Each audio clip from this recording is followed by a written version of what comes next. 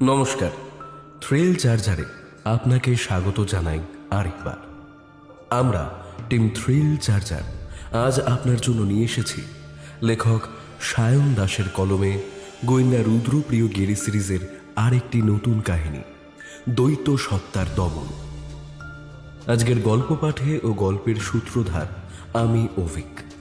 গোয়েন্দা রুদ্রপ্রিয় গিরির চরিত্রে দীপন ঘোষ, অন্যান্য ভূমিকায় বর্ণালী, সৌরভ সাহা, বুবাই, শ্রীরূপ, সুপ্রজা। শব্দ সংযোজন দেবরাজ দে, আবহ নির্মাণ কৌশিক বসু, প্রচ্ছদ নির্মাণ শ্রাবণ্য ফ্রম স্ক্রিবলিং মাইন্ড। তাহলে চলুন শুরু করা যাক আমাদের আজকের কাহিনী, লেখক সায়ন দাসের কলমে দ্বৈত সত্তার দমন।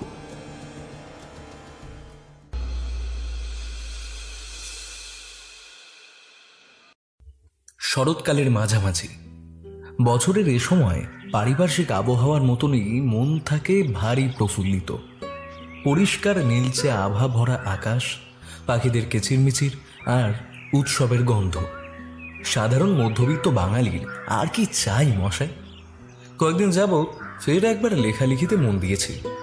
কারণটা অবশ্যই রুদ্রপ্রিয়র বকুনি। এই গত সপ্তাহের কথা। জানালার ধারে বসে বাইরের প্রকৃতিটা উপভোগ করছিলাম। এমন সময় এক প্রকার ঝাঁঝিয়ে ওঠে রুদ্র। বলি, লেখকের কি আজকাল আর সাহিত্যের প্রতি নেশা টেশা বলে কিছু আর রইল না নাকি? কাগজ আর কলমের সাথে কতদিন সম্পর্ক নেই তাকে খেয়াল আছে? তা বন্ধুর এহেন বকুনি খেয়ে কি আর চুপ করে বসে থাকা যায়? তাই আর কি। আজ শনিবার। ঘরের ডান প্রান্তে দেওয়ালের ঠিক উপর দিকে চেয়ে দেখি ঘড়ির কাঁটা বর্তমানে 9:30 কাঁটা ছুঁয়েছে। বৌঠানকে চায়ের জন্য একবার হাঁক দিতে যাব, ঠিক তখনই ঘরে প্রবেশ করলো আমার গোয়েন্দা বন্ধুটি। সামনের চেয়ারে গা এলিয়ে দিয়ে একটা বড় হাই তুলতে তুলতে সে বললে, আরে বৃশ্চিক,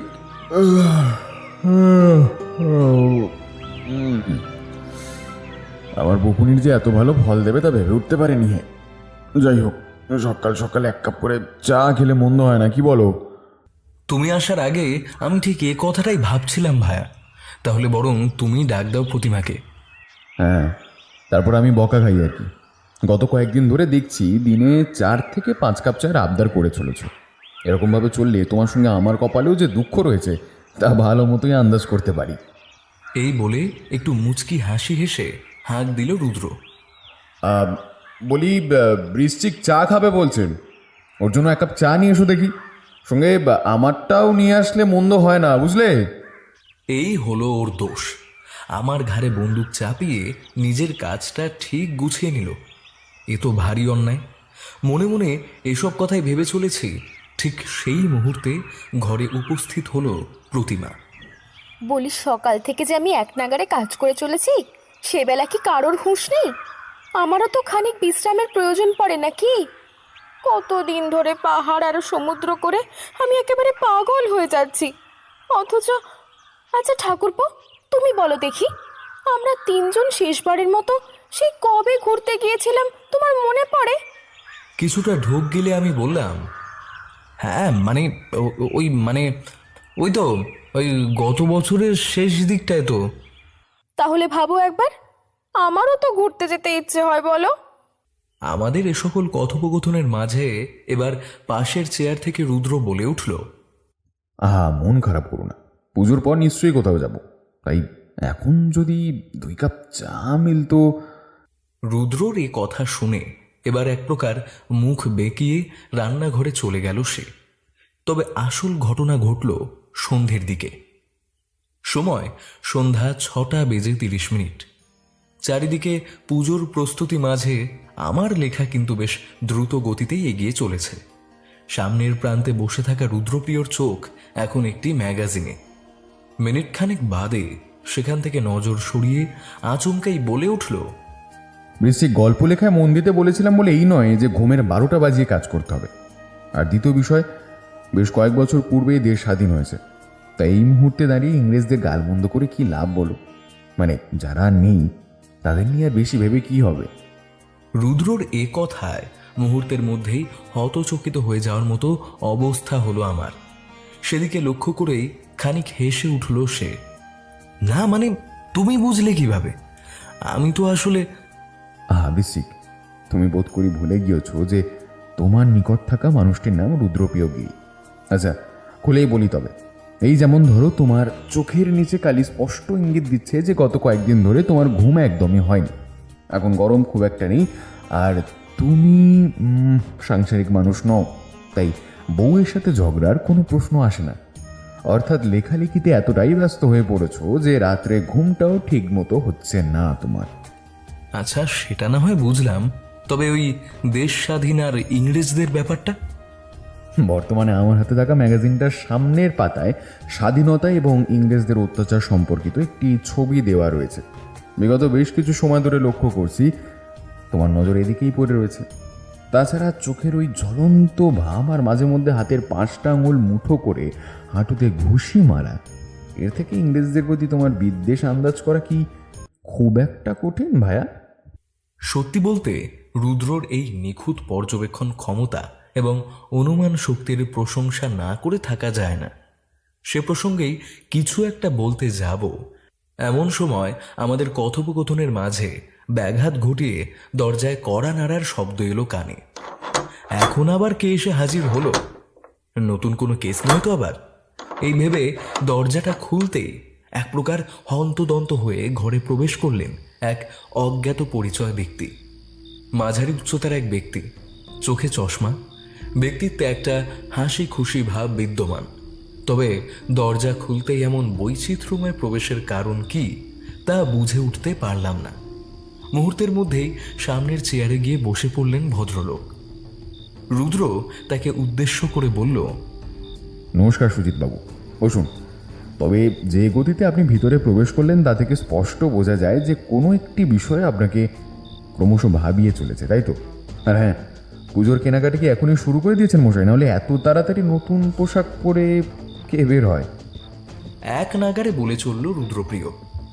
ওর এ সকল কথায় আগত ভদ্রলোক যে ভারী অবাক হয়েছেন তা তার মুখ চোখ দেখেই স্পষ্ট বোঝা যাচ্ছে।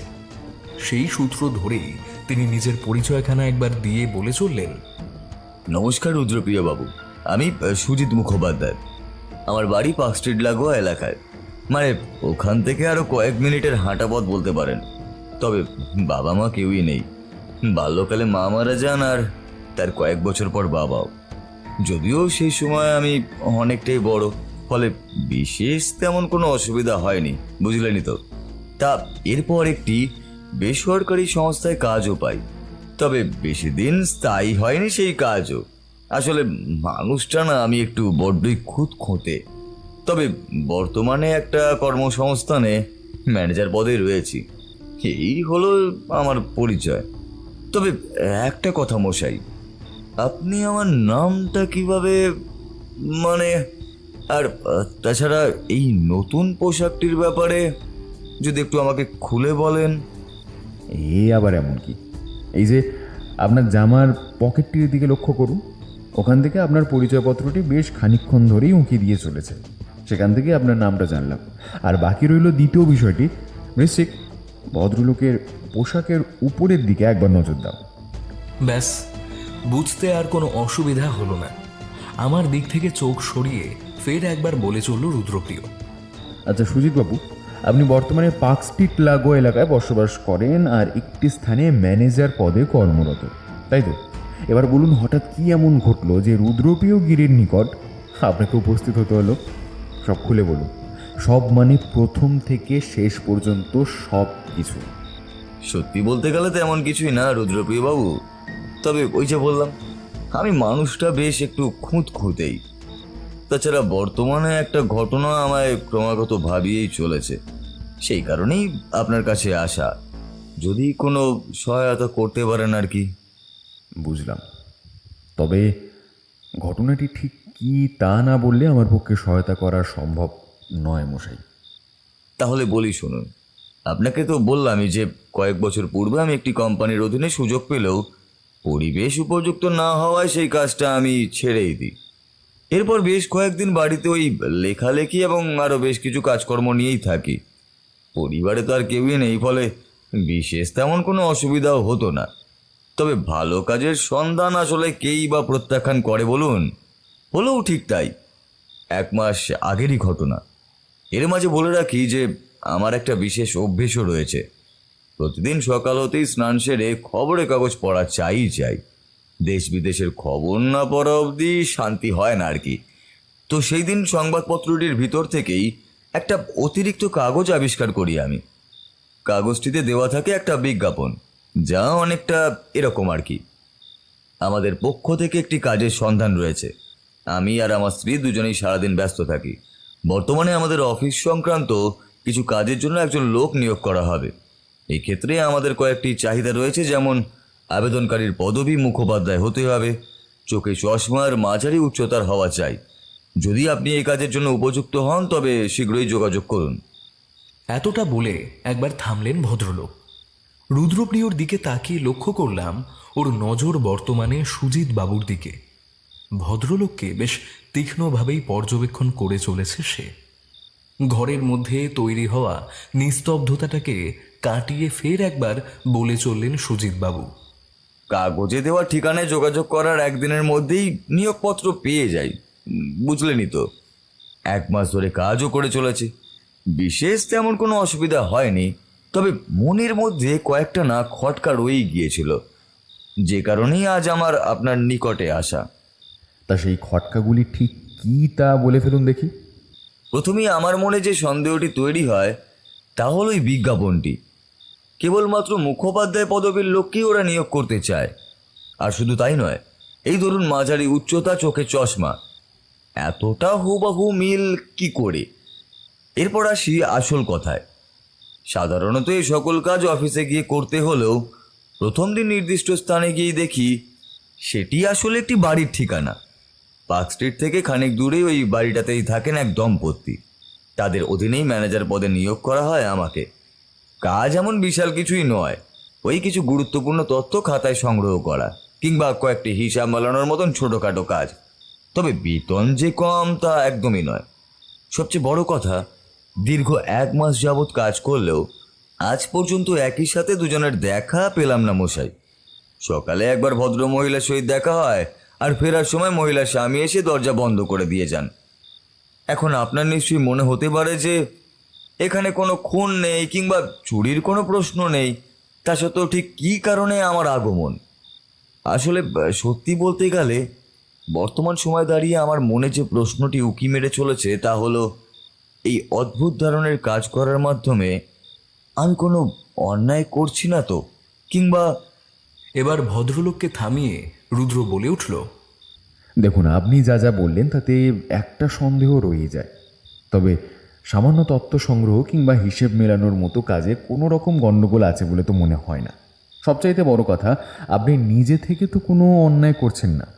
তবে হ্যাঁ, ভবিষ্যতে যদি গুরুতর কিছু সন্দেহ করেন তবে একবার যোগাযোগ করতে পারেন। আমি যথাসম্ভব সাহায্য করার চেষ্টা করব, কেমন? রুদ্রর এই কথা শুনে বেশ কিছুটা নিশ্চিন্ত দেখালো সুজিতবাবুকে। আচ্ছা, আজ তবে আসি। বৃশ্চিকবাবু, আসলাম। ভদ্রলোক বেরিয়ে যেতেই এবার রুদ্রকে প্রশ্ন করে বসলাম, বলছি ভায়া, লোকটির কথায় কিন্তু বেশ সন্দেহ হচ্ছে। এমন অদ্ভুত রকমের বিজ্ঞাপন কে দেয় বলো তো? তার উপর আবার স্বামী স্ত্রীকে কখনোই একসাথে দেখা যায় না।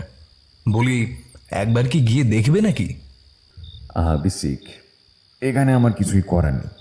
তুমি বলো, কেবল সন্দেহের উপর ভর করে কি কাউকে জিজ্ঞাসাবাদ কিংবা কোনো বাড়িতে গিয়ে হাজির হওয়া যায় নাকি? দেখাই যাক না, এখন বরং খেতে যাই, চলো। তার পরের দিনই যে আমাদের জন্য এক ভয়ানক ঘটনা অপেক্ষা করে রয়েছে তা ঘুণাক্ষরেও টের পায়নি। রোববার সকাল, ঘুম থেকে উঠতে বিলম্ব হওয়ার দরুন রুদ্রর বকুনিও জুটল ভাগ্যে। এই বিসিক, তোমার কি কোনো কাণ্ড কারখানা নেই? হ্যাঁ, আজ কত কাজ আর তুমি এখনো পড়ে পড়ে ঘুমাচ্ছ। গতকাল রাতে প্রতিমার কথাখানি এবার মাথায় এলো। উৎসবের পূর্বে ঘরদোর ঝাড়ার বিশেষ দায়িত্ব এসে বর্তেছে আমাদের 2 বন্ধুর ভাগ্যে। অগত্যা বিছানা ছেড়ে উঠে স্নান সেরে শুরু হয়ে গেল কাজ। ঘড়িতে তখন 12টা বেজে 40 মিনিট। সাফাই অভিযান শেষ করে বর্তমানে খানিক বিশ্রাম নিয়ে চলেছি। সামনের চেয়ারে বসে এবার একটা সিগারেট জ্বালালো রুদ্র। ঋষিক, আজ বড় ক্লান্ত বন্ধু, এবার একটা বিয়ে করো দেখি। আমি একাই কেন সংসার ধর্ম পালন করি বলো? না ভাইয়া, ওই সব দিকে আমি নেই। এই লেখালেখি আর তোমার সহযোগী হিসেবে দিব্যি দিন কাটছে, আবার বিয়ে কেন বলো তো? এইভাবে বেশ কিছুক্ষণ কথোপকথন শেষে প্রতিমার উদ্দেশ্যে ডাক দিতে যাব এমন সময় প্রচণ্ড আওয়াজ করে আমাদের বাড়ির ঠিক সামনেই একটা গাড়ি এসে থামলো। কে এসেছেন বলো তো ঋষিক? মানে মানে আমি কি করে বলবো? তাছাড়া ওই গাড়ির মালিক যে তোমার কাছেই আসবে সেটাই বা বুঝলে কিভাবে? এই জন্য বলি ঋষিক, চারপাশটাতে একটু ভালো করে নজর রাখো। এত সময় পর এসেও যদি তুমি পুলিশ ভ্যানের শব্দ চিনতে না পারো তবে কিছু বলার নেই আর। আমি জিভ কেটে বললাম, এই রে, এই দেখেছ, একদমই বুঝতে পারিনি ভাইয়া। তাহলে কি? হ্যাঁ, আর কিছুক্ষণের মধ্যে এসে উপস্থিত হবেন মিস্টার মানিকবাবু। তবে কী কারণে তার এই আগমন তা বোঝা মুশকিল। হলো ঠিক তাই। মিনিট খানেকের মধ্যেই ঘরে এসে হাজির হলেন মানিকবাবু। মানিকবাবু ঘরে প্রবেশ করে বললেন, নমস্কার রুদ্রপ্রিয় বাবু, কেমন আছেন? অনেকদিন বাদেই আবার আপনার বাড়ি এলাম। কি করি বলুন, এমন একটা বিচিত্র কেসে এসে হাজির হয়েছে যে কি বলি, তাই না জানিয়েই আসতে হলো আর কি। আপনার মুখ চোখ দেখে তা স্পষ্টই বোঝা যাচ্ছে মশাই। আসুন, চেয়ার গ্রহণ করুন। এই সত্য, 3 কাপ চা এনো তো। খানিকক্ষণ সব চুপ। চায়ে চুমুক দিতে দিতে এবার আমি বললাম, মশাই, কি হয়েছে খুলে বলুন। এমন কি বিচিত্র কেস? অতীতে আপনাকে এতখানি চিন্তিত হতে কখনো দেখিনি। গতকালের ঘটনা রুদ্রপ্রিয় বাবু, বিকেলের দিকে থানায় বসে রয়েছি, আচমকাই বেজে ওঠে টেলিফোনটি। ফোন ধরতে জানা যায় শ্যামবাজার সংলগ্ন এলাকায় একটি খুন হয়েছে। তৎক্ষণাৎ পৌঁছে যাই ঘটনাস্থলে। তবে সেখানে পৌঁছে মৃতদেহটিকে দেখে চমকে উঠি। লাশের চোখগুলো বিস্ফারিতভাবে খোলা, যেন একটা কিছু দেখে ফেলেছেন, যার সাধারণ 5টি বস্তু মতো নয়। অপার্থিব কোনো বিষয়বস্তু দেখেই হয়তো পরপারে রওনা দিয়েছেন তিনি। বুঝলাম। তবে মৃতের পরিচয় কি আর কোথায় উদ্ধার হয় এই দেহ? মৃতের নাম ভবেশ চট্টোপাধ্যায়, বয়স 64 কি 65 এরকমই হবে। শ্যামবাজার এলাকায় বেশ বিলাসবহুল বাড়ি রয়েছে ভদ্রলোকের।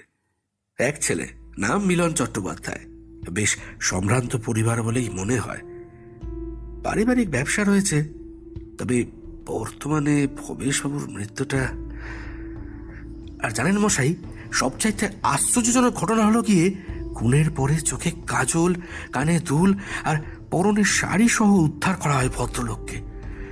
কিন্তু হত্যার পর ঠিক কী কারণে খুনি এ সকল কাণ্ড ঘটালো তা ভারী চিন্তার বিষয়। অতীতে এরকম কেস কখনোই দেখিনি, আর তার সঙ্গে উপর মহলের চাপ। রুদ্রপ্রিয় বাবু, এখন কেবলমাত্র আপনি আমাকে বাঁচাতে পারেন। কেসটির তদন্ত যদি আপনি... এক নাগারে এ সকল কথা বলে এবার থামলেন মানিকবাবু। রহস্য যে ভারী জটিল সে বিষয়ে কোনো সন্দেহ নেই। আমার গোয়েন্দা বন্ধুটির কপালে ইতিমধ্যেই বেশ কয়েকটা চিন্তার ভাঁজ দেখা দিয়েছে। তবে মুহূর্তের মধ্যেই সেগুলিকে গায়েব করে সে বলে উঠল, কোনো পুরনো শত্রুতা বলেই মনে হয়। আচ্ছা, ভবেশবাবুর মৃত্যুর কারণ ঠিক কি, আর পোস্টমর্টম রিপোর্ট কি এসেছে? প্রাথমিক পর্যবেক্ষণ অনুযায়ী মাথার পিছনে ভারী কোনো বস্তুর আঘাতে অজ্ঞান করা হয় ভবেশ চট্টোপাধ্যায়কে, আর তারপর বুকে বেশ কয়েকবার ছুরির আঘাত। যদিও পোস্টমর্টম রিপোর্ট আসা বাকি রয়েছে। বুঝেছি। তাহলে একটা কাজ করা যায়, আজ বরং থাক, আগামীকাল সকালে একবার ভবেশবাবুর বাড়ি যেতে হবে। আপনি সকাল 9টা নাগাদ এখানে এসে উপস্থিত হবেন। তারপর নয়... আপনি আমায় বাঁচালেন রুদ্রপ্রিয় বাবু, তাহলে কাল ঠিক সময় চলে আসবো, কেমন? বেশ আশ্বস্ত হয়েই এবার বের হলেন ভদ্রলোক। এরপর সারাদিন এই বিষয়ে বিশেষ কিছুই বলেনি রুদ্র। 2-1বার খালি নিজের মনেই বিড়বিড় করেও, শাড়ি, কানের দুল, চোখে কাজল, কিন্তু কেন? মহিলাদের সাজেই বা কেন? আজ সোমবার। রুদ্রপ্রিয়র কথা মতো সকাল হতেই হাজির হলেন মানিকবাবু। অবশেষে তার গাড়িতে চেপেই রওনা দিলাম আমরা। 9টা বেজে ঠিক 30 মিনিটের মাথায় গিয়ে উপস্থিত হলাম ভবেশ চট্টোপাধ্যায়ের বাড়িতে। দোতলা বাড়িটিতে প্রবেশ করতেই সেটির সাজসজ্জার দিকে প্রথম নজর যায় আমার। দেওয়ালে টাঙানো একাধিক চিত্র, মূর্তির সম্ভার দেখে স্পষ্ট বোঝা যায় বাড়ির মালিক বেশ শৌখিন মানুষই ছিলেন। বেশি সময় অপেক্ষা করতে হলো না। মিনিট খানেকের মধ্যে এসে উপস্থিত হলেন মিলন চট্টোপাধ্যায়। বেশ লম্বাটে ধরনের, বয়স হবে ওই 30-এর আশেপাশে। ব্যক্তিত্বে কঠোর একটা ভাব থাকলেও বর্তমানে পিতৃবিয়োগের কারণে ভদ্রলোক যে ভেঙে পড়েছেন তা তার মুখ চোখ দেখে স্পষ্ট বোঝা যায়। আমাদের দেখে 2 হাত জড়ো করে নমস্কারের পর সামনের চেয়ারে বসতে বললেন তিনি। খানিকটা সময় সব চুপ। সিগারেট জ্বালিয়ে ধোঁয়া ছাড়তে ছাড়তে এবার রুদ্রপ্রিয় বলে উঠল, নমস্কার, আমি রুদ্রপ্রিয়গিরি, আর এরই আমার বন্ধু বৃশ্চিক। মানিকবাবুর বিশেষ অনুরোধের কারণেই ভবেশ চট্টোপাধ্যায় হত্যার কেসটি বর্তমানে আমি দেখছি। আপনার বাবার খুনের বিষয়ে মোটামুটি একটা ধারণা পেয়েছি, তবে অপরাধীকে খুঁজে বের করতে হলে আপনার সহায়তা একান্ত কাম্য। ভবেশবাবুর মৃতদেহ প্রথম কে আবিষ্কার করে? ওনার হত্যার পিছনে কার হাত থাকতে পারে বলে আপনার মনে হয়? সব খুলে বলুন।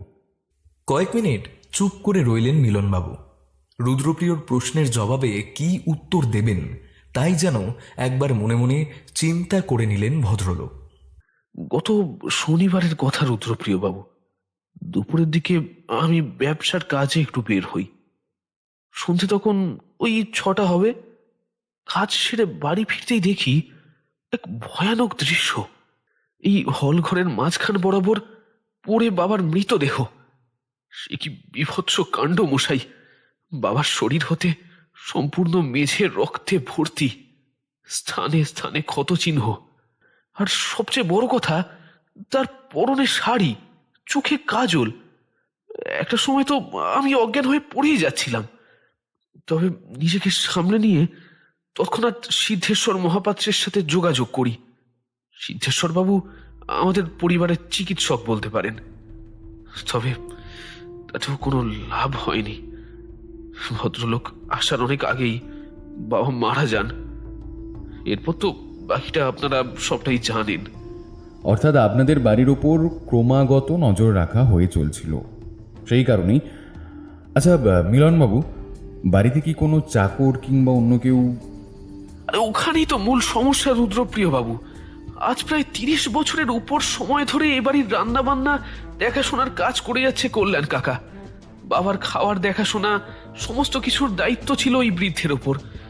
অথচ গত পরশু থেকে এক প্রকার সে যেন গায়েবই হয়ে গিয়েছে। পুলিশকেও জানিয়েছি, ওরাও খুঁজে চলেছে। সত্যি বলতে কি, আমার মাথায় কিছুটি ঢুকছে না মশাই। মিনিট খানেক আবার সব চুপ। রুদ্রপ্রিয়র কপালের চিন্তার বলিরেখাগুলি যেন আরও প্রকট হয়ে উঠেছে। যদিও এর মাঝেই মানিকবাবু একবার বলে উঠলেন, হ্যাঁ রুদ্রপ্রিয় বাবু, কল্যাণের উদ্দেশ্যে ইতিমধ্যেই তল্লাশি শুরু করে দিয়েছি, তবে এখনো পর্যন্ত তার খোঁজ মেলেনি। আমার মনে হয় এসবের পিছনে হয়তো ওরই হাত থাকতে পারে। না মানিকবাবু, এক্ষেত্রে সেই সম্ভাবনা খুব একটা দেখছি না, কারণ আপনার কথা অনুযায়ী বাড়িতে কোনো রকমের চুরি কিংবা ডাকাতি হয়নি। তাহলে সে ভবেশবাবুকে খুন করতে যাবে কেন? আর দ্বিতীয় কথা হলো, মৃতদেহে এতবার ছুরির আঘাত আর ওই অদ্ভুত সজ্জা। না মশাই, এই ঘটনায় অতীতের কোনো শত্রুতা কিংবা আক্রোশের যোগ থাকলে আমি অবাক হব না। কথাখানি আপনি মন্দ বলেননি। আসলে কল্যাণ কাকার উপরে সন্দেহের বিশেষ কোনো কারণ নেই। তবে রুদ্রপ্রিয় বাবু, বিশ্বাস করুন, কারোর সাথে কোনো রকমের শত্রুতা কিন্তু আমাদের নেই। বাবা বরাবরই খুব শান্তিপ্রিয় একজন মানুষ, তাই। আচ্ছা, একটা শেষ প্রশ্ন। আপনি আর ভবেশবাবু ছাড়া কি পরিবারে আর কেউ আছেন কিংবা অতীতে ছিলেন এমন কেউ? রুদ্রর এই প্রশ্নে আচমকাই থতমত খেয়ে গেলেন ভদ্রলোক। তবে কি কারণে তার এই আচরণ তা বুঝলাম না। যদিও মুহূর্তের মধ্যেই স্বভাব সিদ্ধ ভঙ্গিতে তিনি জবাব দিলেন, না মশাই, ছোটবেলায় মা মারা যান। তারপরে এই বাড়িতে থাকি বলতে আমি, বাবা আর কল্যাণ কাকা। নিকট কিংবা দূরের কোনো আত্মীয় আমাদের নেই। ব্যবসার ক্ষেত্রে কয়েকজন বন্ধু বান্ধব, ব্যাস ওই অবধি। এভাবেই আরও বেশ কয়েকটা প্রশ্নোত্তরের পালা শেষে উঠে পড়লাম আমরা। যদিও বের হওয়ার পূর্বে ভবেশবাবুর ঘরটা একবার দেখে আসলো রুদ্র। সন্ধ্যের দিকে ঘরে বসে লেখালেখি করলেও মনটা পড়েছিল কেসের দিকেই। সেই সকালে বাড়ি পৌঁছানোর পর ফের একবার বের হয় রুদ্রপ্রিয়। কিছু সময় পূর্বে ফিরলেও পাশের ঘরটিতে নিজেকে বন্দি করে রেখেছে সে। একবার ডাকতে যাব কিনা ভাবছি, ঠিক এমন সময় বাংলার 5-এর মতো মুখ নিয়ে বেরিয়ে এলো সে। ওইদিকে লক্ষ্য করে এবার বলে উঠলাম, কি ভায়া, কোথায় গেছিলে? কি ভেবে চলেছ কিছু যে খোলসা করছো না? মুখটা এমন করে রেখেছ, বলি নতুন কোনো তথ্য হাতে লাগলো নাকি? তেমন কিছুই না। আসার পথে সুজিত মুখোপাধ্যায়ের সঙ্গে দেখা হলো। ভদ্রলোককে দেখে ভারী চিন্তিত লাগছিল। গত 2 দিন ধরে নাকি অফিসে যেতে বারণ করেন মালিক। ফলে আদৌ সেই কাজটি তার টিকবে কিনা সেই নিয়ে আশঙ্কায় রয়েছেন উনি। খানিকক্ষণ কথা বলে সান্ত্বনা দিয়ে আসলাম আর কি। আচ্ছা রুদ্র, ভবেশবাবুর ঘরে অত সময় ধরে কি করলে? কোনো বিশেষ গুরুত্বপূর্ণ জিনিস মিলল কি? দেখো, তো আসল বিষয়টাই ভুলে যাচ্ছিলাম। ভালো হলো মনে করেছো বৃশ্চিক। শোনো তাহলে, ভদ্রলোকের ঘরে তেমন কিছুই মেলেনি, ফলে এক প্রকার নিরাশ হয়েই বের হচ্ছিলাম। এমন সময় ঘরের ডান প্রান্তে থাকা টেবিলের উপর নজর যায় আমার। সেদিক বরাবর এগোতেই একটি ডায়েরির ভেতর থেকে এমন এক জিনিস আবিষ্কার করি যা ইতিমধ্যেই বেশ কয়েকটা খটকার জন্ম দিয়েছে, বুঝলে? কি সেই জিনিস ভায়া? একখানা ছবি। আন্দাজ করি বেশ কয়েক বছর পুরনো, কারণ ছবিটিতে ভবেশবাবুর বয়স বেশ অল্প।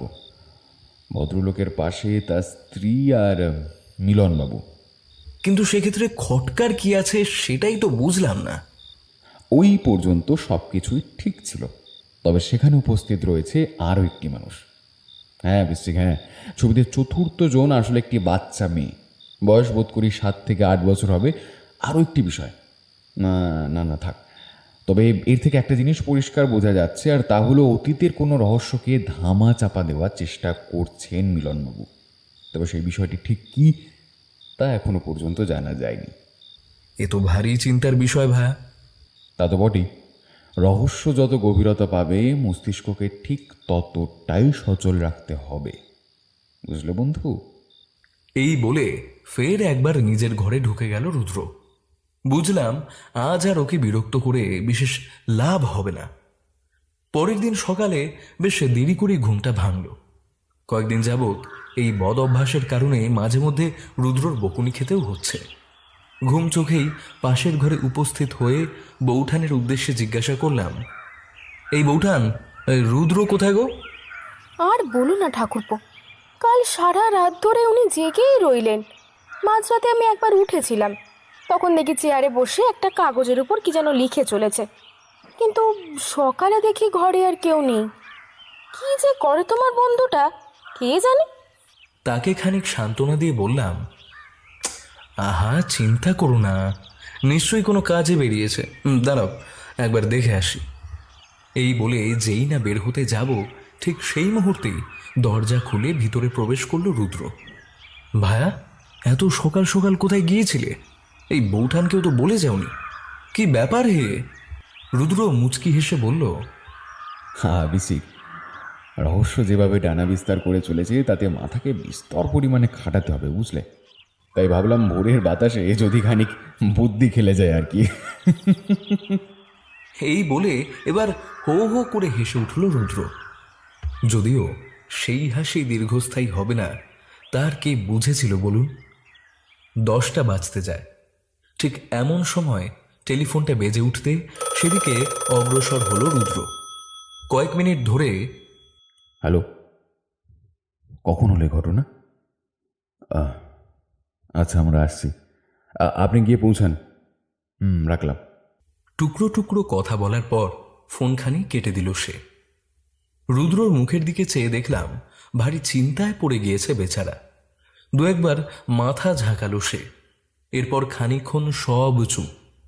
কিছুটা কৌতূহলী গলায় আমি বলে উঠলাম, এই রুদ্র, কে ফোন করেছিল? আর এমন কি কথা হলো যে? বৃশ্চিক বৃশ্চিক বৃশ্চিক, পারলাম না, আমি পারলাম না। একটু আগে যদি... কয়েক মিনিট চুপ করে ফের একবার বলে চলল সে, মানিকবাবুর ফোন ছিল। আজ ভোরের দিকে খুন হয়েছে মিলনবাবু। বাবার মতো ছেলের পরনো শাড়ি, চোখে কাজল, আর ওই একই পদ্ধতিতে হত্যা। না বৃশ্চিক, এই রহস্যের জট এবার ছাড়াতেই হবে। যাই হোক, তাড়াতাড়ি তৈরি হয়ে নাও দেখি, এখনই বের হতে হবে। ঠিক আধ ঘন্টার মধ্যেই অবশেষে গিয়ে পৌঁছলাম ঘটনাস্থলে। আমাদের দেখে বেশ হন্তদন্ত হয়ে এগিয়ে এলেন মানিকবাবু। এসেছেন রুদ্রপ্রিয় বাবু? দেখুন কি অবস্থা, পরপর দুটি খুন। এদিকে কিছুই করে উঠতে পারলাম না। অপরাধীকে খুঁজে না পেলে এবার হয়তো আমার চাকরিটাই না চলে যায়। চিন্তা করে কিছুই আর হবে না মশাই। বলছি, মিলনবাবু লাশটা এখন কোথায়? আর ওই ব্যক্তিটিকে কি? ভিতরে ঘরে চলুন, ওখানেই সব রয়েছে। হ্যাঁ হ্যাঁ, এদিক দিয়ে আসুন। ভিতরে ঢুকতেই দেখি মেঝেতে পড়ে মিলনবাবুর নিথর দেহ। এমন ভয়ানক দৃশ্য যেন চোখে দেখা যায় না। তবে অপরদিকে রুদ্রর দিকে চাইতেই দেখি সামনের পথে অগ্রসর হয়ে চলেছে ক্রমশ।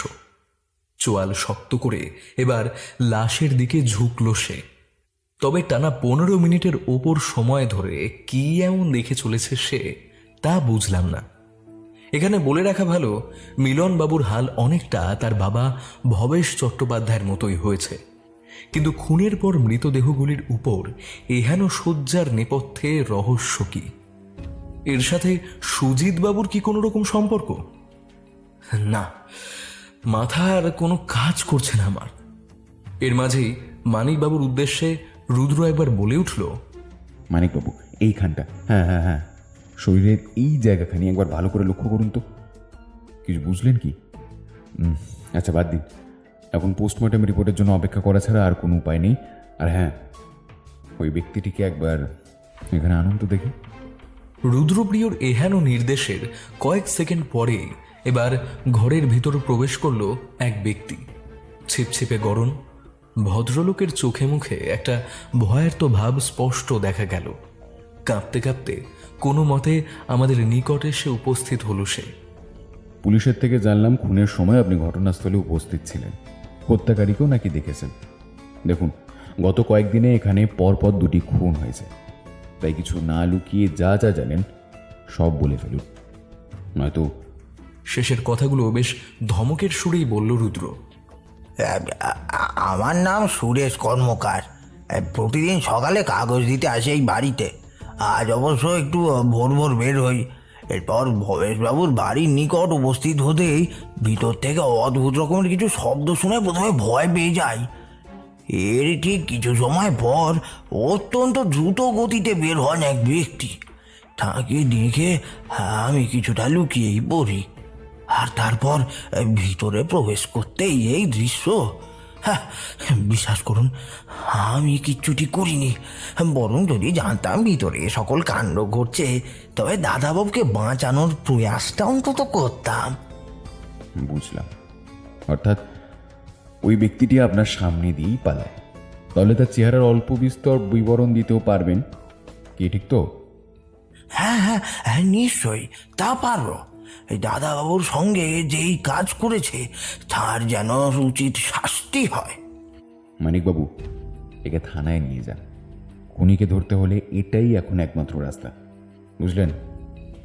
এই ঘটনার পর বেশ কয়েক ঘন্টা কেটে গেলেও এখনো পর্যন্ত বিশেষ কিছুই হাতে আসেনি। আর সেই কারণে মেজাজখানি বেশ বিগড়ে রয়েছে রুদ্রর। বর্তমানে আমার সামনের চেয়ারেই বসে রয়েছে সে। মাথায় হাত, চোখগুলি বেশ জলজল করছে ওর। মনে হয় রহস্যের কোনো একটি জট ছাড়াতে সক্ষম হয়েছে আমার বন্ধুটি। সেই প্রসঙ্গ ধরেই বেশ মৃদু স্বরে বললাম, বলি ভায়া, কিছু আন্দাজ করতে পারলে? না মানে এখন তো আর বিশেষ চাপ নেই। আমার বিশ্বাস ওই ব্যক্তি খুনিকে খোঁজার ব্যাপারে খানিকটা অন্তত সহায়তা করতে পারবে। দেখো বৃশ্চিক, পর পর দুটি হত্যা, প্রতিটি ক্ষেত্রে অদ্ভুত রকমের সাজসজ্জা। মিলনবাবুর কিছু একটা লুকিয়ে যাওয়া, ছবিটিতে ওই বাচ্চা মেয়ে। না না না না না বন্ধু, আরো ভাবতে হবে, আরো ভাবতে হবে। কেস বড় জটিল। আমাদের কথোপকথনের মাঝে আচমকাই ঘটে গেল এক অদ্ভুত ঘটনা। বাইরের দরজাটা খানিক খোলাই ছিল, আর এবার সেই দিক দিয়ে ঘরের ভিতর প্রবেশ করলেন সুজিত মুখোপাধ্যায়। ভদ্রলোকের চোখ বিস্ফারিত।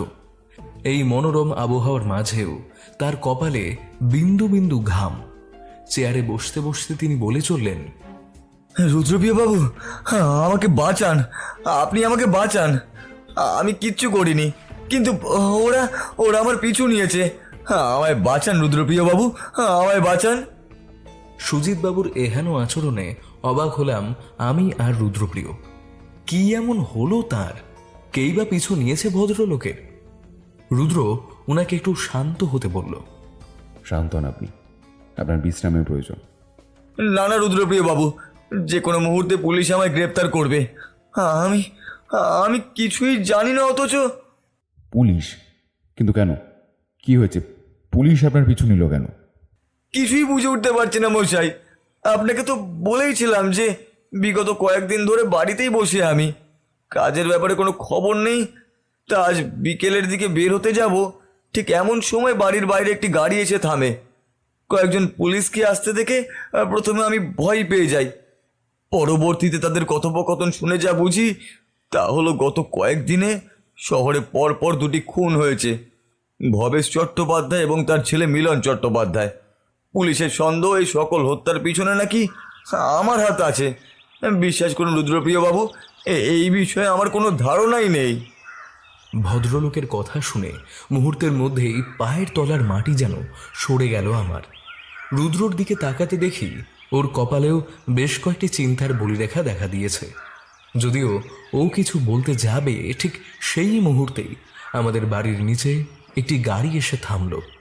বুঝলাম এ নির্ঘাত মানিকবাবুই হবেন। মুহূর্তের মধ্যেই দরজা হয়ে ঘরের ভিতর প্রবেশ করলেন তিনি। বর্তমানে এই চার দেওয়ালের মাঝে উপস্থিত আমি, রুদ্রপ্রিয়, সুজিত মুখোপাধ্যায় আর মানিকবাবু। তৃতীয় ব্যক্তির দিকে তাকিয়ে এবার ঝাঁঝিয়ে ওঠেন ভদ্রলোক। তুই এখানে? দুটো খুন করে শখ মেটেনি তোর, না? পুলিশের চোখে ধুলো দেওয়ার মতলব। আর হ্যাঁ রুদ্রপ্রিয় বাবু, আপনি শেষ পর্যন্ত শান্ত হন মানিকবাবু, আপনার আসার ঠিক কিছু মুহূর্ত আগে এই ভদ্রলোক আমার কাছে এসে উপস্থিত হন। এখন সম্পূর্ণ ঘটনার বিবরণ না দিলে কিভাবে বুঝি বলুন? তবে যতদূর শুনলাম, শ্যামবাজার হত্যাকাণ্ডে সুজিত মুখোপাধ্যায়কে সন্দেহ করে চলেছে পুলিশ। এর কারণটা কি জানতে পারি মশাই? আপনি জানেন না রুদ্রপ্রিয় বাবু, সকালে ভবেশবাবুর বাড়ি থেকে যে ব্যক্তিকে থানায় নিয়ে যাওয়া হয় তার থেকে আমরা আসল অপরাধীর খোঁজ পাই। ওই ব্যক্তির বিবরণ অনুযায়ী খুনির একটা ছবি তৈরি করা হয়, আর এরপর বুঝতে দেরি হয়নি যে অপরাধী আসলে আর কেউ নয়, বরং বর্তমানে এখানেই উপস্থিত রয়েছে সে। এক্ষেত্রে অবশ্য অধিক পরিশ্রমের প্রয়োজন হয়নি, কারণ কয়েক বছর পূর্বে একটি চুরির মামলায় বেশ কিছুদিন জেল খাটেন এই ব্যক্তি। ফলে ওই ছবিটি দেখেই আমার সন্দেহ হয়, আর তারপরের ঘটনা সবার সামনে। আপনার সব কথা আমি বুঝলাম, কিন্তু এর মধ্যে বেশ কয়েকটা খটকা রয়েছে। আচ্ছা, আপনি যে ছবির কথা বলছেন সেটা কি সঙ্গে নিয়ে এসেছেন? হ্যাঁ রুদ্রপ্রিয় বাবু, ওটা আমি সঙ্গে করেই ঘুরছি, এই দেখুন। এই বলে এবার রুদ্রপ্রিয়র দিকে একটা কাগজ বাড়িয়ে দিলেন ভদ্রলোক। সেটির দিকে নজর দিতে ফের একবার চমকে উঠলাম। এ তো হুবহু সুজিত বাবু। তবে মুহূর্তের মধ্যেই চোয়ালটা বেশ শক্ত হয়ে গেল রুদ্রর। খানিকটা মাথা নাড়িয়ে এবার মানিকবাবুকে সবটা খুলে জানালো সে। প্রথম দিন সুজিত মুখোপাধ্যায়ের আগমন থেকে শুরু করে সকল ঘটনার বিবরণ দিয়ে রুদ্রপ্রিয় বলে চলল, এখন আপনি বলুন, ভদ্রলোক যদি হত্যা করে থাকেন তবে আমার কাছে এসে উপস্থিত হবেন কেন? আমি যে একজন গোয়েন্দা তা যেন এত বড় সাহস দেখাবেন বলে মনে হয় না। আর একটা কথা, ছবিটা একবার ভালোভাবে দেখুন। এই ব্যক্তির কপালের দিকে একটি কাটা দাগ বিদ্যমান, কিন্তু সুজিতবাবুর এরকম কোনো ক্ষতচিহ্ন নেই। হতে পারে কোনোভাবে ওই দাগ লুকিয়ে ফেলেছে শয়তানটা। আর এটা ভুলে যাবেন না যে অতীত থেকেই অপরাধ জগতের সঙ্গে জড়িত রয়েছে এই ব্যক্তি। রুদ্র ও মানিকবাবুর কথোপকথনের মাঝে এবার এক প্রকার কাতর স্বরে বলে উঠলেন সুজিতবাবু, বিশ্বাস করুন মশাই, আমি খুন করিনি। হ্যাঁ, অতীতে ভুলবশত একবার চুরির মামলায় জড়িয়ে পড়ি, কিন্তু খুন না না রুদ্রপ্রিয় বাবু, এ কাজ আমি কখনোই করতে পারি না। ছবিতে থাকা ওই ব্যক্তি আমি মোটেই নই। মানিকবাবু, আমার মনে হয় খুনগুলিতে এমন বেশ কয়েকটি রহস্য আছে যা এখনো আমাদের সামনে আসেনি। আমাকে খানিকটা সময় দিন। আর হ্যাঁ, এই ব্যক্তি যদি অপরাধী না হন তবে আসল খুনি কিন্তু এখনো ঘুরে বেড়াচ্ছে। আমি বলি কি, আপনি সুজিত মুখোপাধ্যায়কে গ্রেফতার করে নিয়ে যান। কী কারণে এই সিদ্ধান্ত এবং বর্তমানে আমার মাথায় ঠিক কী চলছে সেই বিষয়ে এখন কিচ্ছু বলতে পারবো না। সুজিতবাবু, চিন্তা করবেন না। আপনি যদি কোনো অন্যায় না করে থাকেন তাহলে শাস্তি আপনার হবে না, এটুকু নিশ্চিত থাকতে পারেন। বেশ খানিকক্ষণ সব চুপ। একরাশ নিস্তব্ধতা যেন ছেয়ে গিয়েছে গোটা পরিবেশে। এর মাঝেই রুদ্র খালি একবার বলে উঠল, সুজিতবাবু, আপনি যেখানে কাজ করতেন সেই বাড়ির ঠিকানাটা একবার দিয়ে যাবেন, কেমন? বুধবার সকাল প্রাতরাশ সেরেই বেরিয়ে পড়েছে রুদ্রপ্রিয়। যাওয়ার আগে শুধু একবার বলে যায়, অনেকগুলো খটকা রয়ে গিয়েছে, আমি বরং একবার বাইরে ঘুরে আসি। আরও বেশ কয়েকটি কাজ রয়েছে, ফিরতে দেরি হতে পারে, বুঝলে? এরপর দুপুর হতে বিকেল পর্যন্ত সময়টা লেখালেখি নিয়ে থাকলেও মনটা পড়েছিল তদন্তের দিকে। কে জানে নতুন কোনো তথ্য হাতে আসলো কিনা। ঘড়ির কাঁটা 6-এর ঘর ছুঁতেই আগমন ঘটল রুদ্রর। লক্ষ্য করে দেখলাম চোখে যেন একটা উজ্জ্বল দীপ্তি খেলে যাচ্ছে ওর। সাধারণত তদন্তের শেষ পর্যায়ে এসে এহেন হাবভাব দেখা যায় রুদ্রর মধ্যে। তবে কি ভায়া, কি হলো বলবে? আসল অপরাধীর খোঁজ কি মিলল? না বৃশ্চিক, তবে আর কিছু সময়ের অপেক্ষা। শোনো, তবে দুপুর হতেই সুজিতবাবুর দেওয়ার ঠিকানায় পৌঁছে যাই। সেখানে গিয়ে জানতে পারি কয়েক মাস পূর্বে এক দম্পতি সেই বাড়িটি ভাড়া নেন, তবে গত 2-3 দিন ধরে তারা উধাও। এরপর বাড়িটির ভিতরে প্রবেশ করতেই সব পরিষ্কার হয়ে যায়। যদিও সেই বিষয়ে খোলসা করার সঠিক সময় এটা নয়, বরং তৈরি হওয়া বৃশ্চিক। খুব তাড়াতাড়ি এই রহস্যের জবনিকা পতন হতে চলেছে। আগামীকাল রাতে আমাদের গন্তব্যস্থল হবে শ্যামবাজার। রুদ্রপ্রিয়র কথার মাথামুন্ডু কিছুই বুঝলাম না, তবে খানিক কৌতূহলের সুরে একবার জিজ্ঞাসা করলাম, আমরা কি ভবেশবাবুর বাড়ি? ঠিক ধরেছ বন্ধু। সুজিতবাবুকে নিয়ে পুলিশও উপস্থিত থাকবে সেখানে। আসল অপরাধীর কাছে একটি বার্তা পৌঁছে দেওয়া দরকার, আর সেটা হলো গিয়ে এখনও জীবিত রয়েছেন মিলন চট্টোপাধ্যায়। যেহেতু এই ঘটনাটি এখনও প্রকাশ্যে আসেনি, সেই কারণেই আগামীকালের কাগজে যখন এই খবরখানি প্রকাশ পাবে তখন পায়ের তলার মাটি সরে যাবে খুনির।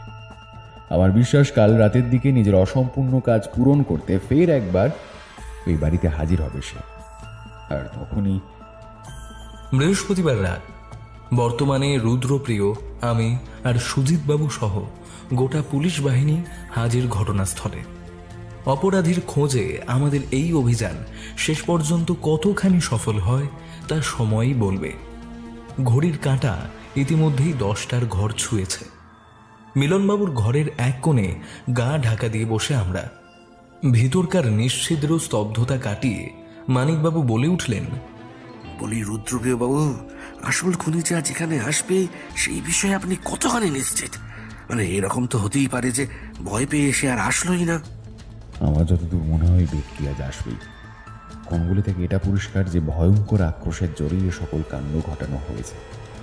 তাই সকল অপরাধী যখন এটা জানতে পারবে যে মিলনবাবু এখনো বেঁচে রয়েছেন, তখন সে নিজেকে সামলাতে পারবে না। আর রাতে অন্ধকারের সুযোগ নিয়ে যে সে পুনরায় একবার আক্রোশ করার প্রয়াস করবে সেই বিষয়ে আমার কোনো সন্দেহ নেই। রুদ্রর এই প্রয়াস কতখানি সফল হবে সেই বিষয়ে একটা দ্বন্দ্ব কাজ করেই চলেছে। বিশেষ করে সময় যত অগ্রসর হচ্ছে বুকের ভেতর ঢিপঢিপটা ততই যেন বেড়েই চলেছে। রাত 11টা বেজে 30 মিনিট। হাল এক প্রকার ছেড়েই দিয়েছেন মানিকবাবু। ভদ্রলোকের মুখ চোখ দেখে বোঝা যাচ্ছে তিনি হতাশ। তবে ঠিক সেই মুহূর্তেই ঘটল এক ভয়ানক ঘটনা। ঘরের ভেতরকার অন্ধকারের মধ্যেই এবার পায়ের একটা শব্দ স্পষ্ট শোনা গেল।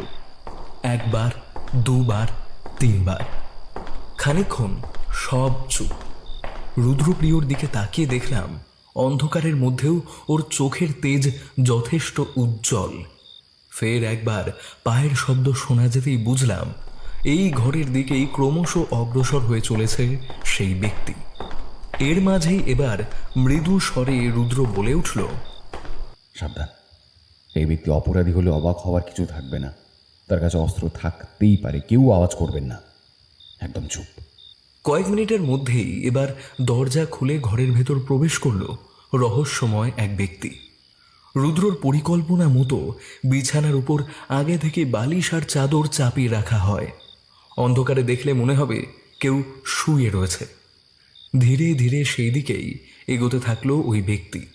তবে এরপর যে এক ভয়ঙ্কর ঘটনা অপেক্ষা করে রয়েছে তা ঘুণাক্ষরেও টের পায়নি কেউ। মুহূর্তের মধ্যেই পোশাকের ভিতর হতে একটি ছুরি বের করে বিছানার উপর বেশ কয়েকবার চালাতে লাগলো সে। এতটাই বীভৎস দৃশ্য যেন চোখে দেখা যায় না। অপরদিকে আসল অপরাধীর নাগাল পেতে তৎপর রুদ্রপ্রিয় এবার ঝাঁপিয়ে পড়ল তার উপর। পিছন পিছন এগিয়ে গেলাম আমরা। অন্ধকারে এত মানুষকে বেরিয়ে আসতে দেখে প্রথমে হতবাক হয়ে গেলেও মুহূর্তের মধ্যে ধাতস্থ হয়ে এবার রুদ্রপ্রিয়র উপর পাল্টা আক্রমণ করে বসল ব্যক্তিটি। খানিক সময় ধরপাকড়, হাতে থাকা অস্ত্র দিয়ে রুদ্রর কপালের দিকে সেটি চালিয়ে দিল সে। তার হাতের ঘুষি খেয়ে ইতিমধ্যেই জখম হয়ে পড়েছেন মানিকবাবু। অন্ধকারের মধ্যেই খুনিকে আটকানোর সব রকম চেষ্টা করে চলেছি আমি। তবে সেই চেষ্টা কতখানি সফল হবে তা জানি না। আমাদের হাত ফসকে এক প্রকার বেরিয়েই যাচ্ছিল সে, এমন সময় গুলির শব্দে ভরে গেল গোটা ঘর। প্রথম কাজ না হলে রুদ্রপ্রিয়র দ্বিতীয় গুলি গিয়ে লাগলো ওই ব্যক্তির পায়ে। ব্যাস, বর্তমানে বড় হলঘটিতে বসে আমরা। পা ছুঁয়ে গুলি বেরিয়ে গেলেও তার আঘাতে ইতিমধ্যেই ছটফট করে চলেছে ওই ব্যক্তি। তবে তার গলার আওয়াজ এমন কেন? প্রথম দিকটায় সন্দেহ হলেও শেষ পর্যন্ত যে এমন অদ্ভুত এক রহস্য অপেক্ষা করে রয়েছে তার কে ভেবেছিল? অন্ধকার শেষে আলো জ্বলতেই ভাঙল চমক। এতদিন পর্যন্ত যাকে ঘিরে এত রহস্য, তিনি কিনা একজন মহিলা, অর্থাৎ দুটি হত্যার নেপথ্যে। মুখটা কেমন যেন চেনা চেনা ঠেকছে। সবচাইতে বড় কথা, তার কপালের বাম পাশে সেই কাটা চিহ্ন। তাহলে সেদিনকার ওই লোকটি সুজিতবাবুকে দেখলেন কিভাবে? একাধিক খটকা মাঝে এবার রুদ্র বলে উঠল, আমরা সকলেই জানি যে বিগত কয়েকদিনে শ্যামবাজার এলাকায় পরপর দুটি খুন হয়। প্রথমে ভবেশ চট্টোপাধ্যায় নামে এক ব্যক্তি, আর তার কয়েকদিনের মাথায় মিলন চট্টোপাধ্যায়। দুটি মৃত্যুতেই প্রথমে মাথায় গভীর অস্ত্র দিয়ে আঘাত এবং পরবর্তীতে বুকের ওপর একের পর এক ছুরির আঘাতে অবশেষে মৃত্যু হয় তাদের। তবে শুধু হত্যাই নয়, পরবর্তীতে মৃতদের শরীরের সাজসজ্জা দেখে শোরগোল পড়ে যায় সর্বত্র। পরনে শাড়ি, চোখে কাজল। এমন হত্যা কুসমিন কালেও হয়েছে বলে মনে পড়ে না। এর মাঝে খুনগুলি তদন্তের দায়িত্ব এসে পড়ে আমার কাঁধে। এখানে বলে রাখা ভালো, গত সপ্তাহে সর্বপ্রথম আমাদের বাড়িতে উপস্থিত হন সুজিতবাবু। এক অদ্ভুত রকমের ঘটনা নিয়ে হাজির হন তিনি। যদিও প্রথমে সেই বিষয়টিকে বিশেষ গুরুত্ব দিইনি, তবে এই দুই ঘটনা যে একে অপরের সঙ্গে যুক্ত তা আর কে ভেবেছিল? ভবেশ চট্টোপাধ্যায়ের ছেলে বাইরে বের হলে সেই সুযোগে খুন করা হয় বৃদ্ধকে। পরবর্তীতে বাড়ির চাকরকেও খুঁজে পাওয়া যায়নি। তবে মিলনবাবুর হত্যার সময় সেখানে উপস্থিত ছিল সুরেশ নামে এক ব্যক্তি। তার বিবরণ অনুযায়ী পরবর্তীতে পুলিশের নজরে পড়েন সুজিত মুখোপাধ্যায়। তবে এক্ষেত্রে মাথায় বেশ কয়েকটা খটকা জাগে। আর আপনারা সকলেই জানেন, সত্যের অন্বেষণ করাই হলো আমার মূল উদ্দেশ্য। সেই কারণেই বেশ কয়েকটি বিষয় নিশ্চিত না হওয়া পর্যন্ত চুপ করে বসে থাকা সম্ভব ছিল না। আর এখন তো সমস্ত ঘটনাই আপনাদের সামনে। কি ঠিক বললাম তো শালিনী দেবী? তবে নিজের বাবার দাদাকে মারতে একটুও হাত কাঁপল না না আপনার? এ কি বলছে রুদ্র? এই মহিলা তবে চট্টোপাধ্যায় পরিবারের মেয়ে? যা শুনে চলেছে তা যেন নিজের কানেই বিশ্বাস হচ্ছে না। এর মাঝেই ফের একবার বলে চলল সে, আমার এই কথা শুনে এখানে উপস্থিত সকলেই যে হতবাক সে বিষয়ে আমি একরকমের নিশ্চিত বলা যায়। তবে আর কিছু সময়ের মধ্যে আপনাদের মনের সকল জিজ্ঞাসা দূর হতে চলেছে। বৃশ্চিক, তোমার মনে পড়ে প্রথম দিন যখন এই বাড়িতে উপস্থিত হই তখন ভবেশবাবুর ঘর থেকে একটি ছবি মেলে? সেখানে ওই ভদ্রলোক, ওনার স্ত্রী আর ছেলে ছাড়া উপস্থিত ছিল একটি বাচ্চা মেয়ে।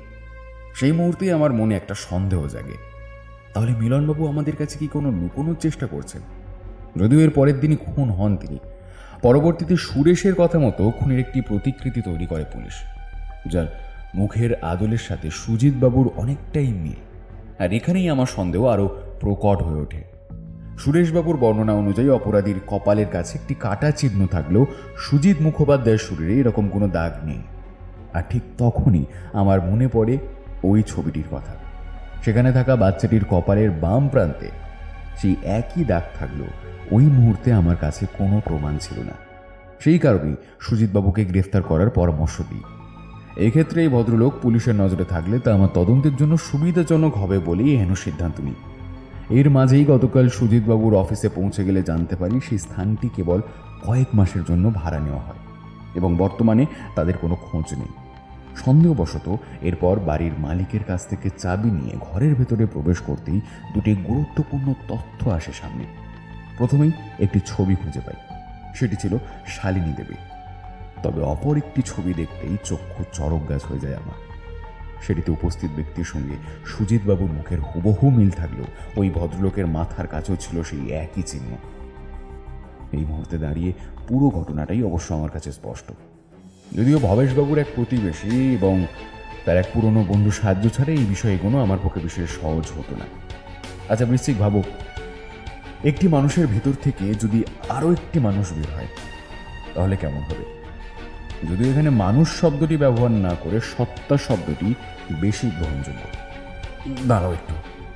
এই বলে এবার শালিনী দেবীর দিকে ক্রমশ অগ্রসর হতে লাগলো রুদ্র। মুহূর্তের মধ্যেই এক হ্যাচকা টানে মহিলার মাথা থেকে তার চুলের আস্তরণ খুলে নিল সে। এ কি, দু একটা পার্থক্য ছাড়া সুজিত বাবুর সাথে এনার কোনো অমিল নেই বললেই চলে। খানিকক্ষণ সব চুপ। শালিনী দেবী, বাকি রহস্য সমাধান কি আমি করব না আপনিই বলবেন সব? আর হ্যাঁ, আর একটা কথা, কিছু সময় আগেই পুলিশের হাতে কল্যাণ ধরা পড়েছে। আমার অনুমান দুটি হত্যাকাণ্ডে আপনাকে সম্পূর্ণ মদত দিয়েছিল ওই ব্যক্তি। ফলে তাকে জিজ্ঞাসাবাদ করে বাকি সত্য খুব দ্রুত সামনে আসবে। তাই মিথ্যে বলে কোনো লাভ নেই, বরং সব সত্যি করে খুলে বলুন। বেশ কিছুক্ষণ চুপ থেকে অবশেষে মুখ খুললেন শালিনী দেবী। হ্যাঁ রুদ্রপ্রিয় বাবু, আপনি ঠিকই ধরেছেন। আমি নিজের হাতেই খুন করেছি আমার পরিবারকে। কেনই বা করবো না বলুন তো? ছোটবেলা থেকে ভালোবাসার বদলে যখন ঘৃণায় জুটেছে কপালে, তখন কেন করব না আমি? আচ্ছা, কেন জানতে চান? কারণ আমার শরীরের একটা বিশেষ সমস্যা আছে। সমস্যাই বটে, হ্যাঁ। খুব ছোট বয়সেই না উপলব্ধি করতে পারি যে মেয়ে হয়ে বড় হলেও আমার শরীরের ভিতর রয়েছে এক পুরুষের বাস। মনে, প্রাণে আর দেহে সেই পুরুষত্ব ভাবটাই ক্রমশ জাগতে থাকে আমার মধ্যে। এতে এতে আমার দোষটা ঠিক কোথায় বলুন তো? হ্যাঁ, কিন্তু বুকের ভেতরে থাকা অসহ্য যন্ত্রণা, কষ্ট কিচ্ছুটি বোঝেনি ওরা। মা আমাকে ভালোবাসতো, তবে বাবা আর দাদার মুখের উপর কিন্তু কোনো দিন কোনো কিছু বলার সাহস সে পায়নি। প্রথম দিন বাবাকে যখন সম্পূর্ণ বিষয় খোলসা করে বলি, তখন তিনি জানান আমার জন্য নাকি তারা সমাজে মুখ দেখাতে পারবে না। তাই যেভাবেই হোক বিষয়টি আমাকে লুকোতে হবে। হ্যাঁ, লুকোতে হবে। আমি তো চোর, চুরি করেছি, তাই লুকোবো। না হলে আমার কপালে না দুঃখ রয়েছে। জীবনের প্রতিটি পদে ঘৃণা, মারধর আর কষ্ট জুটেছে ভাগ্যে শুধু। একটা সময় আর কারোর কথা না ভেবে অবশেষে বাড়ি ছাড়ার সিদ্ধান্ত নিলেও মনের মধ্যে না এক প্রকারে স্থির করে ফেলি, এর বদলা আমি নেবই। পরবর্তীতে গোটা সমাজের কাছে শালিনী হিসেবে বাঁচলেও চার দেওয়ালের ভিতর আমি ছিলাম এক অন্য রকমের মানুষ। এরপর কয়েক মাস আগে আমার সুজিত বাবুর সঙ্গে দেখা হয়। উনি না দেখলেও আমি লক্ষ্য করি দু একটা পার্থক্য ছাড়া ভদ্রলোকের সঙ্গে আমার মুখের হুবহু একটা মিল রয়েছে। তখনই মনে মনে পরিকল্পনা সাজিয়ে নিই, আর তারপর কল্যাণ কাকার সহায়তায় প্রথমে বাবা আর পরবর্তীতে দাদার খুন করি। হত্যার পর তাদের পরনে শাড়ি আর বাকি সাজসজ্জা ছিল আমারই পরিকল্পনা। একজন মানুষের ইচ্ছের বিরুদ্ধে যদি তার উপর বিপরীত সত্তা চাপানো হয়, তবে তা কেমন লাগে সেটা তারাও জানুক। প্রতিটি ক্ষেত্রে নিজের আসল রূপে ঘটনাস্থলে পৌঁছে যাই, আর তারপর একের পর এক খুন। এসবের মাঝে যদি হঠাৎ ধরা পড়ে যাই, তবে পুলিশের সন্দেহ যাতে সুজিত বাবুর উপর গিয়ে পড়ে, সেই কারণেই প্রথমে ওই ঘরটি ভাড়া নেওয়া এবং পরবর্তীতে সেখানে ওই ব্যক্তিকে কাজে নিয়োগ করি আমি। তবে দাদাকে খুনের দিন কপালের ওই ক্ষতচিহ্নটা সরাতে ভুলে যাই, আর সেটাই হয়ে যায় আমার মস্ত বড় ভুল। এতখানি বলে চুপ করলেন শালিনী দেবী। সুজিত মুখোপাধ্যায় যে রুদ্রপ্রিয় গিরির কাছে উপস্থিত হবেন সেটা হয়তো আপনি কল্পনাই করতে পারেননি। যদিও এই বাড়িতে ছবিগুলি ফেলে আসা আপনার প্রথম ভুল ছিল। তাছাড়া দাদার বেঁচে থাকার খবর শুনে আপনি যে এখানে উপস্থিত হবেন সেই বিষয়ে কোনো সন্দেহ ছিল না। এবং আমার অনুমান আপনার সহযোগীর কাছ থেকে আপনি এই খবরটা পেয়ে যান যে সুজিতবাবু ইতিমধ্যেই পুলিশের জালে ধরা পড়েছেন। তাই আজ এই শালিনী দেবীর বেশেই খুন করতে আসেন আপনি। কি ঠিক বললাম তো? হ্যাঁ, এখন তো আপনারা সব কিছুই জেনেই গিয়েছেন। আমাকে হয়তো গ্রেফতার করা হবে, তবে হ্যাঁ, আমার না কোনো আফসোস নেই, কোনো রিগ্রেট নেই, কারণ ওই দুই শয়তানকে আমি নিজের হাতে খুন করেছি এবং আমি খুশি হয়েছি যে আমি খুন করতে পেরেছি। এখন আপনারা যা খুশি তাই করুন, রুদ্রপ্রিয় বাবু। বর্তমানে বাড়ির উদ্দেশ্যে রওনা দিয়েছি আমরা, সঙ্গে সুজিত মুখোপাধ্যায়। ভদ্রলোকের মুখ চোখে স্বস্তির ভাব স্পষ্ট। একটা হাঁফ ছেড়ে তিনি বলে উঠলেন, বুঝেছি রুদ্রপ্রিয় বাবু, ঠিক কী কারণে যুগলকে একসঙ্গে দেখাই যেত না। তাছাড়া সবসময় চোখে চশমা, মাথায় টুপি পরে থাকার ফলে তাকে চেনার উপায়ও পর্যন্ত ছিল না। তবে আজ আপনি না থাকলে আমার যে কি হতো। ধন্যবাদ, আপনি আমাকে বাঁচালেন। শেষে একটা মুচকি হাসি রুদ্রপ্রিয়। এটা নেহাত আমার কর্তব্য। চলো বৃষ্টিক, আর কয়েকটা দিন বাদই তো পুজো। তদন্ত থেকে দূরে আনন্দ করেই কাটুকি কটা দিন, কি বলো?